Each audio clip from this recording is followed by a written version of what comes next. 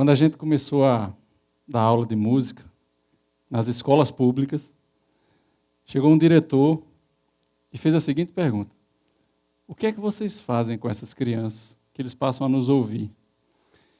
Na época eu não soube responder a ele, porque estava no começo.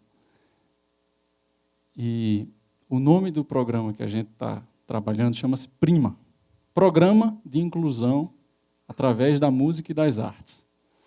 O PRIMA começou aqui na Paraíba em março de 2012, precisamente na Fortaleza de Santa Catarina, lá em Cabedelo, com pouco mais de 20 alunos. E já nos primeiros dias, a gente fez questão de expandir para outras cidades. No ano seguinte, em 2013, a gente já estava em 9 cidades em todo o estado da Paraíba, de Cabedelo a Cajazeiras. Os 20 alunos se transformaram hoje em cerca de 1.500. E, para dar conta dessa turma toda, somos cerca de 100 professores. O desafio do PRIMA é simples, como todo grande desafio: criar orquestras em comunidades de vulnerabilidade social. Bom, ano passado, 2014, o PRIMA conseguiu fazer contabilizados 123 concertos, com um diferencial muito simples. Todos esses concertos aconteceram ou em escolas públicas, ou em hospitais, ou em asilos, ou seja, todos os concertos, ou melhor, a grande maioria aconteceu dentro das comunidades onde os alunos estudam, onde os alunos vivem. A proposta do PRIMA não é musicalizar as escolas. Em princípio, os concertos levam a crer que é isso. Porém, nosso maior desafio é levar a cidadania para esses lugares. E fica muito vago falar de cidadania, uma palavra muito gasta. Portanto, eu gostaria de contar algumas histórias que aconteceram e certamente acontecerão dentro desse trabalho. Uma dessas histórias, a personagem chama-se Zélia, é uma aluna minha de flauta, muito dedicada. 6 meses, mais ou menos, de aula, ela chegou e disse: professor, eu não vou mais poder vir para o PRIMA. E aí eu disse: mas o que foi que aconteceu? Ela disse: é o seguinte, eu moro só com minha mãe em casa, meu pai faleceu recentemente, invadiram nossa casa, assaltaram, e além disso, a minha escola está de greve, não tem como eu ir lá para poder tirar a carteira de estudante e pagar meia passagem. E aí eu disse: bom, nós vamos procurar resolver esse problema. Falamos com Alex Klein, o grande líder do PRIMA, e a gente explicou a situação e ele disse: vamos disponibilizar a van que leva os professores. Ainda tem vaga, e assim a gente faz até hoje. Não só Zélia, como mais 7 ou 8 alunos que moram a 8 quilômetros do polo de ensino, que é numa escola pública. Quando foi na semana seguinte, Zélia chegou assim, muito sem jeito, na verdade, sem olhar muito bem nos meus olhos, e disse: professor, eu tenho um negócio para lhe dizer. Eu disse: diga aí. Eu disse: não, é porque agora eu não quero mais fazer parte do PRIMA.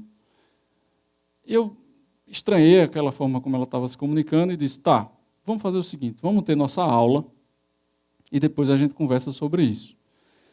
Assim fizemos, sopramos, ela colocou muita coisa para fora ali. E depois eu disse: sim, e essa história aí que você não pode mais vir para o PRIMA? Ela disse: professor, eu vou falar a verdade.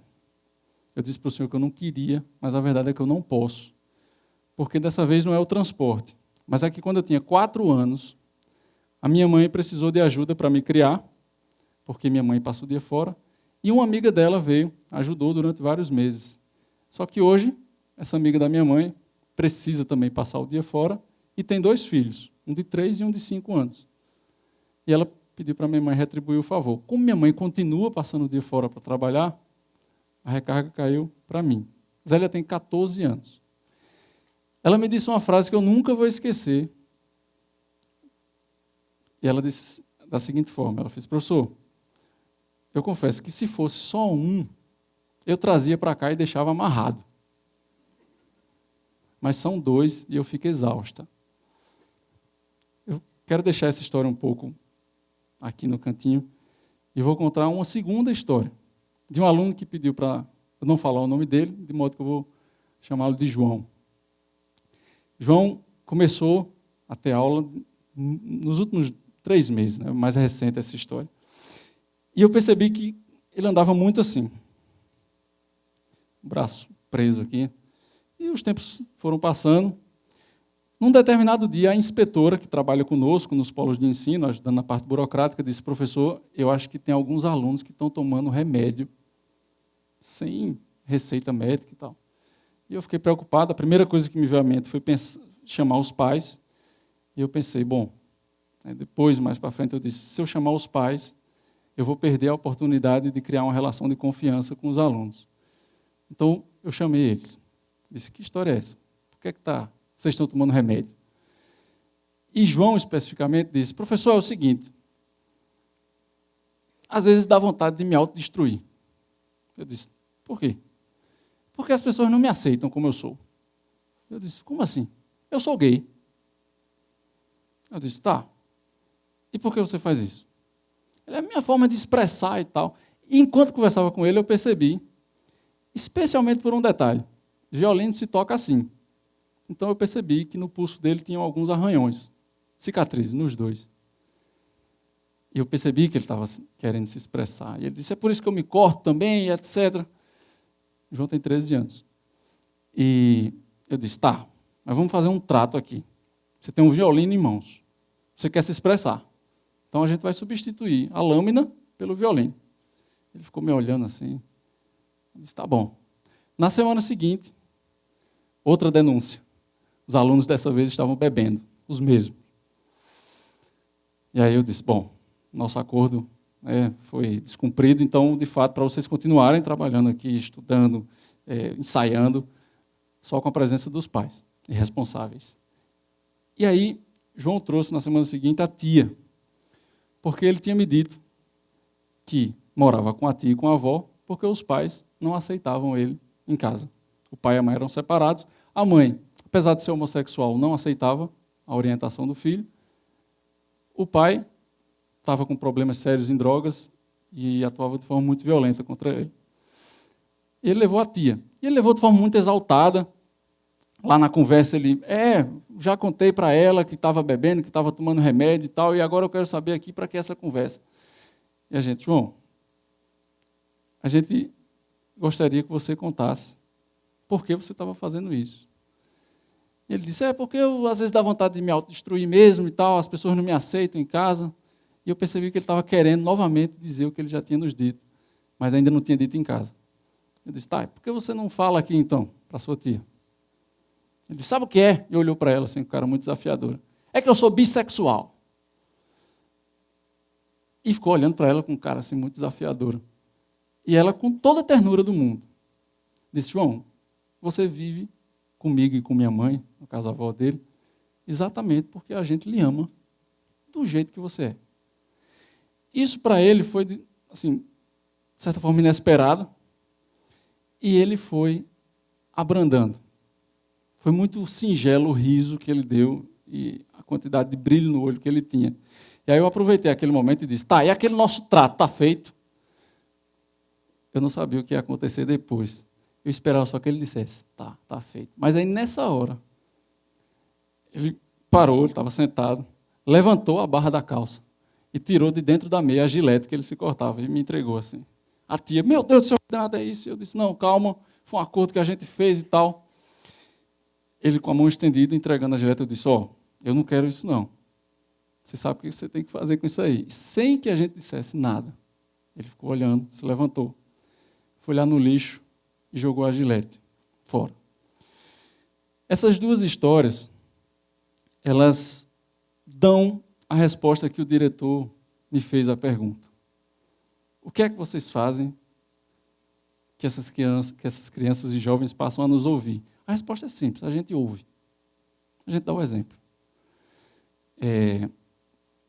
No início, quando Zélia falou, pela segunda vez, que não podia mais vir para o Prima, eu, no alto da minha presunção, achei que ela tinha sucumbido às dificuldades que a vida apresentava para ela.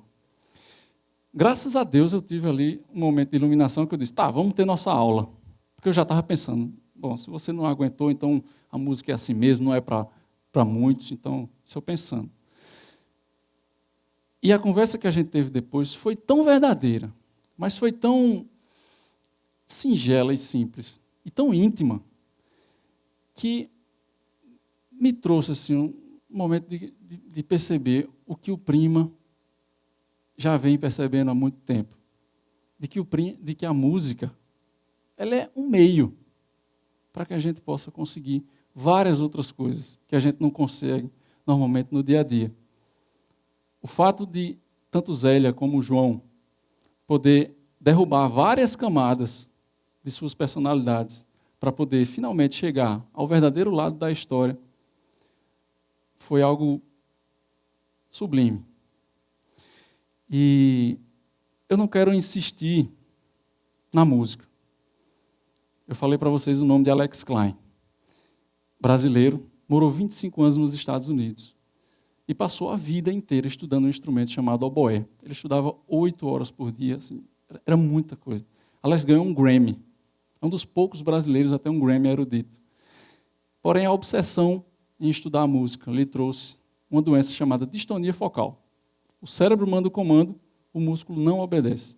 Ele teve que abdicar da carreira de concertista e hoje está ressignificando completamente sua vida através da música ensinada para pessoas que talvez jamais teriam a oportunidade. E, no fim das contas, o que eu gostaria de deixar humildemente aqui para todos é um convite muito simples, para que todos nós, do fundo do coração, possamos conhecer outras realidades, para que dessa forma a gente possa ampliar a nossa.